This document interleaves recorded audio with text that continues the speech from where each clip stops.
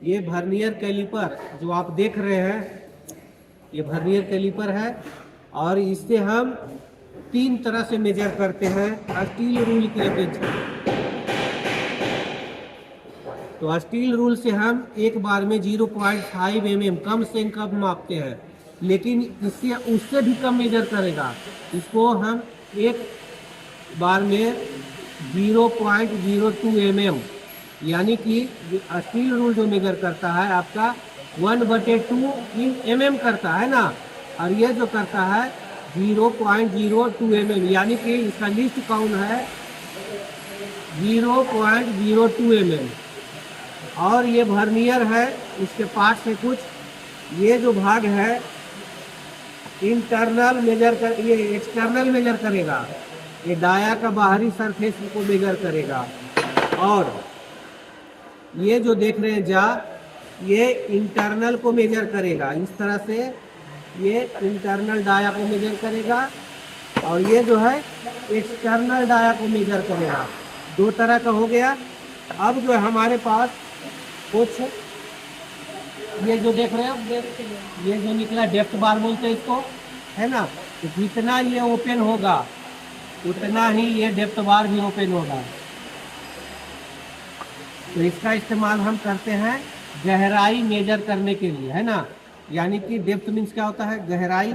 तो गहराई को मेजर करने के लिए हम इसका इस्तेमाल करते हैं। ये आ गया सरफेस।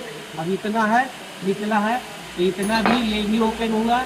और इसी पर हम यहाँ देखो कितना है 28, है ना, 28.5 mm इसका गहराई है। इसके अंदरूनी जो गहराई है 28.5 mm है। अब हम इसको मेजर करते हैं, ये बाहरी डाया को यानी एक्सटर्नल डाया को। ये देखो बिल्कुल 30 mm पर है। देखो ये 20 हो गया, अरे 0 लाइन जो मैच कर रहा है ये हमारा, ये 20 हुआ ना, 21, 22 और ये 23 लाइन को ये मैच कर रहा है, यानी कि ये एक्यूरेट मेजर है। ये 23 mm। अब आता है इसका इंटरनल डाया मेजर करने का। तो इंटरनल डाया हमारे पास ये है। चलो इंटरनल डाया मेजर करते हैं। अब इसको हम निकाल लेंगे, है ना। अब इसको देखो इंटरनल डाया कितना है, ये आपको 28 mm, 25, 26, 27 और 28, ये 0 लाइन जो है 28 को टच कर रहा है। तो ये 28 mm इसका इंटरनल डाया हुआ। तो ये स्टील रूल की अपेक्षा ये 3 तरह से मेजर करता है, गहराई, इंटरनल डाया और एक्सटर्नल डाया। 3 तरह से मेजर करने वाले इंस्ट्रूमेंट का नाम है वर्नियर कैलिपर। अब इसमें देखिए कुछ ग्रेजुएशन दिया हुआ है, इसको मिलते हैं मेन स्केल। ये जो भाग देख रहे हैं मेन स्केल है, जो मैक्सिमम आपको 200 mm तक मेजर कर सकता है। अब एक ग्रेजुएशन यहाँ भी दिया हुआ है और एक ग्रेजुएशन यहाँ भी दिया हुआ है। तो नीचे वाले भाग को बोलते हैं वर्नियर स्केल। जो देखो इसको यहाँ 0.02 mm इसका लिस्ट काउंट यहाँ लिखा हुआ है ना। और ऊपर में है अल्पतमांक दिया हुआ है 0.01 इंच लिखा हुआ है, यानी कि उसको ब्रिटिश में मेजरिंग किया हुआ है। तो ये जो हो गया mm का नहीं दिखाता है, mm का ये दिखाता है और ये इंच का दिखाता है।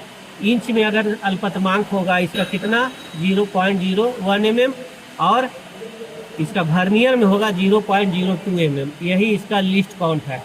माइक्रोमीटर के बारे में पढ़े हैं, तो माइक्रोमीटर क्या करता है, उसका लिस्ट काउंट क्या है 0.01 mm, है ना। लेकिन वह एक ही तरह से मेजर करता है। और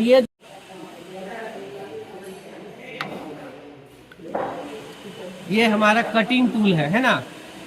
तो जब वहाँ लेथ मशीन पर दिखाया गया था टर्निंग करने के लिए, तो ये इस मोशन में चल रहा था। तो कटिंग टूल ये हमारा सिर्फ प्लेन टर्निंग हुआ ये। और ये टूल को बोलते हैं हाई स्पीड कटिंग टूल, जो कि राइट हैंड कटिंग टूल है। इसमें जब आप पढ़िएगा कटिंग टूल के बारे में तो अलग अलग इसमें एंगल दिया हुआ है।